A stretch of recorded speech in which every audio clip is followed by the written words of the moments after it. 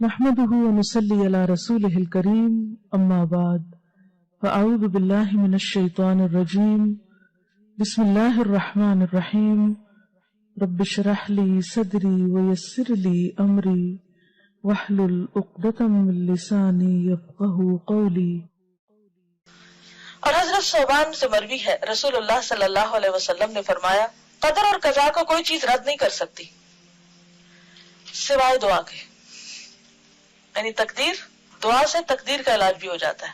اور کوئی چیز عمر کو نہیں بڑھا سکتی سوائے نیکی کے، نیکی سے عمر بڑھتی ہے دو طرح، ایک تو سال اور مہینے بڑھ سکتے ہیں، اور دوسرے وقت میں برکت، کم عمر میں بھی تھوڑے وقت میں بھی بہت کچھ آپ کر جاتے ہیں جو دوسرے لمبی لمبی زندگی پاکے بھی نہیں کر پاتے، کیونکہ ایک نیکی دوسری نیکی کا دروازہ کھولتی جاتی ہے۔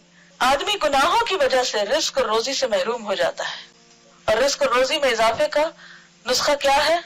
کون سی دعا ہے خاص طور پر؟ استغفار۔ سورۃ نوح میں آتا ہے نا فَقُلْتُ اسْتَغْفِرُوا رَبَّكُمْ إِنَّهُ كَانَ غَفَّارًا يُرْسِلِ السَّمَاءَ عَلَيْكُمْ مِدْرَارًا۔ تو بارشیں برسے تو کیا ہوتا ہے پھر؟ خوب رزق میں اضافہ ہوتا ہے، زیادہ چیزیں اگتی ہیں، زیادہ رسیلی ہوتی ہیں، زیادہ فائدہ مند ہوتی ہیں۔ تو یہ کس کی برکت سے ہوتا ہے؟ استغفار۔ کس نے کہا یہ؟ اللہ تعالیٰ نے۔ وَيُمْدِدْكُمْ بِأَمْوَالٍ وَبَنِينَ۔ استغفار کے اور کیا فائدے؟ مال اور بیٹے۔ وَيَجْعَلْ لَكُمْ أَنْهَارًا۔ نہریں اور دریا بہنے لگتے ہیں، آسمان کی بارش آتی ہے اور اس کے بعد زمین پر پانی کی فراوانی ہو جاتی، اور اگر بارش نہ بھی آئے تو زمین پر بھی پانی ہوتا ہے، یعنی رزق میں کمی نہیں آتی پھر۔ تو یجعل لکم انہارا، تمہارے لیے نہریں بن جائیں گی، لیکن ضروری ہے کہ کیا کرتے رہیں ہم؟ استغفار۔